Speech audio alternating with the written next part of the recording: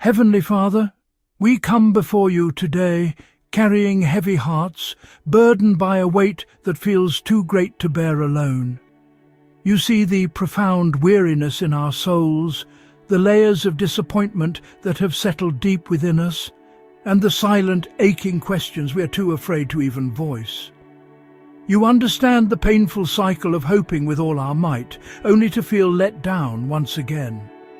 You know the hollow feeling of praying earnestly, yet seeing no visible change in our circumstances. Lord, today we lay before you our hopelessness. Every moment we feel stuck in the mire, every wave of discouragement that washes over us, and every instance we feel utterly unsure of how to take the next step. We confess that the path forward seems shrouded in fog, and our own strength has run dry. Father, hopelessness is a thief. It drains our spiritual and emotional strength, leaving us depleted and vulnerable. It clouds our vision, making us see only the obstacles and not the possibilities. It whispers insidious lies into our hearts, telling us that nothing will ever change, that our situation is permanent, and that our prayers are echoing in an empty room, no longer mattering. But we declare that you are the God who specializes in defying the darkness.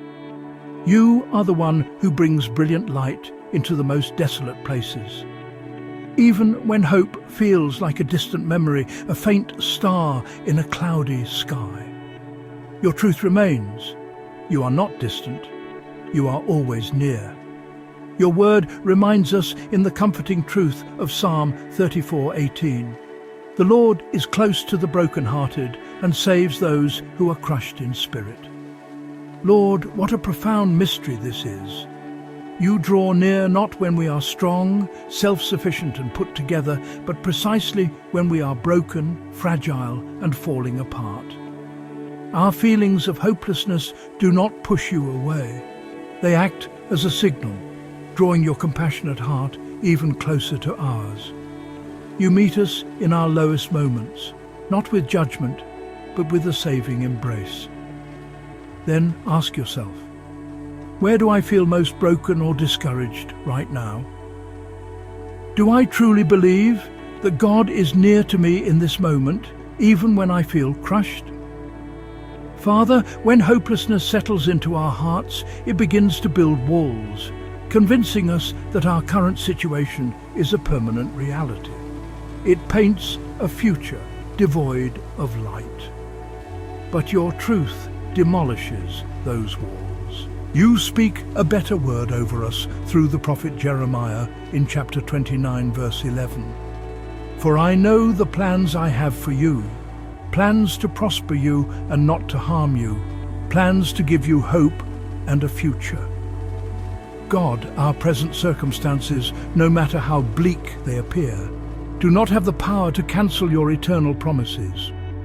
Even when we cannot see the future, when the path is completely obscured from our view, we can rest in the knowledge that you already hold it securely in your hands. Your plans for us are rooted in love and sealed with goodness. Then ask yourself, what specific fears about the future have caused me to lose hope? Am I willing to surrender my own vision for the future and trust God's plans, even when they are unclear? Lord, hopelessness often creeps in after long, arduous seasons of waiting, when our prayers seem to go unanswered and any sign of progress feels painfully slow or non-existent. In these moments of weary waiting, you remind us in Isaiah 40:31, "But those who hope in the Lord will renew their strength. They will soar on wings like eagles. They will run and not grow weary. They will walk and not be faint." Father, help us to understand that waiting does not mean you are absent or inactive. It is often in the waiting that you are doing your deepest work within us. True, resilient hope grows not when we fixate on quick results, but when we intentionally place our trust in you, the God of perfect timing. Then ask yourself, What am I still waiting for God to do in my life? How can I actively shift my hope away from my desired outcomes and place it firmly in God Himself? God, sometimes hopelessness makes us question the very purpose of our suffering. It makes us wonder if anything good can possibly come from our pain. But your word speaks directly to this doubt, reassuring us in Romans 15:13. May the God of hope fill you with all joy and peace as you trust in Him, so that you may overflow with hope by the power of the Holy Spirit. Lord, this verse reminds us that hope is not something we can manufacture on our own. It is not a product of positive thinking or sheer willpower. It is a divine gift that you give. As we actively trust you, even with our doubts and fears, you faithfully fill the empty, hopeless places within us with your joy and peace. Then ask yourself, have I been trying to find hope in my own strength or in things apart from God? What would it look like to open my hands and let God fill my heart with His hope again? Father, one of the most painful lies of hopelessness is that we are alone, forgotten, or unseen in our struggle. It isolates us. But you promise in the midst of sorrow in Lamentations 3:31-33. For no one is cast off by the Lord forever. Though He brings grief, He will show compassion. So great is His unfailing love. For He does not willingly bring affliction or grief to anyone. God, even when hope feels buried beneath layers of grief and disappointment, you have not abandoned us. Your compassion is greater than our pain. Our current suffering is a chapter, but it is not the end of our story. You are a God of restoration. Then ask yourself, in what areas of my life have I felt abandoned or overlooked by God? Can I choose to trust that God has not rejected me, even if His presence feels distant? Lord, when despair feels overwhelming and the darkness closes in, you invite us to speak honestly and vulnerably to you, just as the psalmist did in the raw emotion of Psalm 42:11. Why, my soul, are you downcast? Why so disturbed within me? Put your hope in God, for I will yet praise Him, my Saviour and my God. Father, thank you for giving us permission to be honest. It is okay to acknowledge our pain, to name our sorrow, and to question our circumstances, all while still choosing to turn our gaze toward hope. Hope is not the absence of struggle. It is a defiant decision made right in the middle of it. Then ask yourself, what has caused my soul to feel so downcast and disturbed? What is one small intentional way I can put my hope in God today, right where I am? God, hopelessness can make us feel powerless, fragile and weak, as if we're wasting away. But you promise a hidden, miraculous work of new beginnings in 2 Corinthians 4:16. Therefore, we do not lose heart. Though outwardly we are wasting away, yet inwardly we are being renewed day by day. Lord, what a beautiful promise. Even when our external circumstances feel heavy and unchanging, you are quietly and consistently at work, renewing us from within. This renewal is not a one-time event, but a daily process of grace.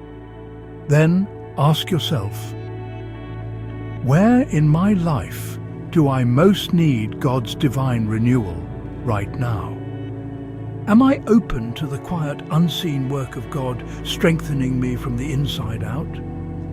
Lord, even as we acknowledge our ongoing struggles, we also recognize that your hope is not just for the future, but for this very moment. It is a hope that coexists with our pain. Your word speaks of this patient endurance in Romans 8:24-25. For in this hope we were saved. But hope that is seen is no hope at all. Who hopes for what they already have? But if we hope for what we do not yet have, we wait for it patiently. Father, this reminds us that true hope is an act of faith. a steadfast gaze on what is unseen.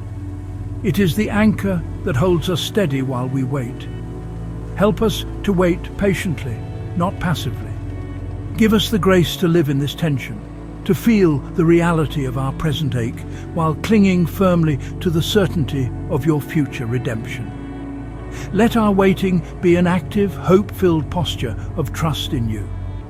Then ask yourself, am I frustrated because my hope is for something I can see and control?